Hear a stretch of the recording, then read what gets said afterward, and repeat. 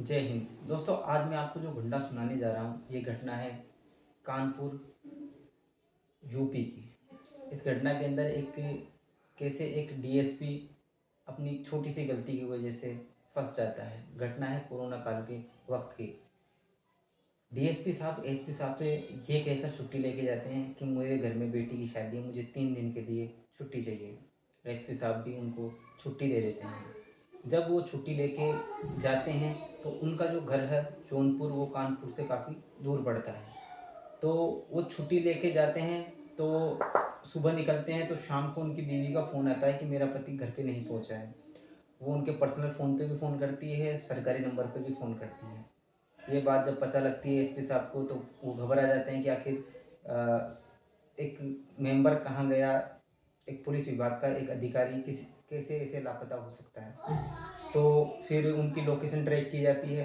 Location मिलती है कानपुर से मात्र 44 किलोमीटर दूर, जहाँ पर जो डीएसपी साहब हैं उनकी लोकेशन मिलती है। जब लोकेशन पे ट्राई किया जाता है तो वहाँ पता चलता है कि एसपी डीएसपी साहब है वो तो किसी होटल में ठहरे हैं। जब होटल में जाते हैं और चेकिंग करते हैं तो पता लगता है कि डीएसपी साहब है वो किसी महिला कांस्टेबल के साथ में रुके हुए हैं। ये इस घटना का जब पता लगता है एसपी साहब को, तो पूरी तरीके से पूरे विभाग के अंदर हड़कंप मच जाता है कि कैसे एक डीएसपी अ, अपनी बेटी की शादी की छुट्टी लेके जाता है और इस तरीके के काम करता है। जब एसपी साहब को इस बात का पता चलता है तो उनके खिलाफ एक इंक्वायरी बिठाई जाती है। इंक्वायरी बिठाने से पहले उनके घर पे फ़ोन किया जाता है कि भई इस तरीके से आपके पति हैं जो एक महिला कांस्टेबल के साथ में पकड़े गए हैं। जब इस बात की तहकीकात की जाती है तो एसपी साहब को लगता है कि यार इस डीएसपी साहब की इतनी बदनामी हो गई है तो पता नहीं ये कुछ कर ना बैठे, इसलिए उनके साथ में 2 कांस्टेबल लगाए जाते हैं। जब कांस्टेबल उनके साथ में जब वो डीएसपी साहब कुछ भी खाते हैं, पीते हैं, तो कांस्टेबल उनके साथ में घूमते रहते हैं। कांस्टेबल से इतना परेशान हो गए थे डीएसपी साहब कि जब टॉयलेट में गए तो वहाँ पर भी कांस्टेबल साथ में चले गए। तो कांस्टेबल उन्होंने कहा कि यार मैं टॉयलेट में जा रहा हूँ, आप प्लीज़ मेरा पीछा इस तरीके से मुझे परेशान ना करें। तो कांस्टेबल ने कहा कि हमारे ऊपर ऑर्डर है कि आपको अकेला ना छोड़े, हो सकता है आप डिप्रेशन में हो, तो आप प्लीज़ दरवाजे को खुला रखें। तो इस तरीके की उनके साथ में घटनाएँ हो रही थी।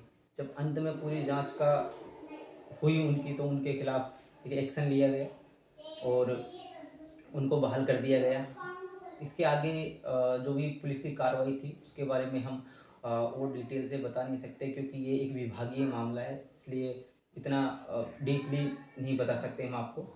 बट इस तरीके की भी घटनाएँ देश के अंदर होती है कि किस तरीके से एक डीएसपी है वो छुट्टियाँ लेके किस नाम से छुट्टी लेके जा रहा है घर की, और रास्ते में वो रंगरेलियाँ मनाता है।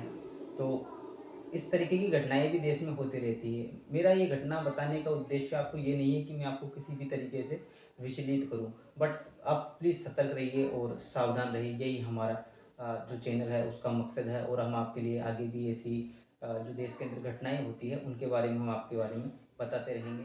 थैंक यू, धन्यवाद। अपना ख़्याल रखिए, अपने परिवार का ख़्याल रखिए।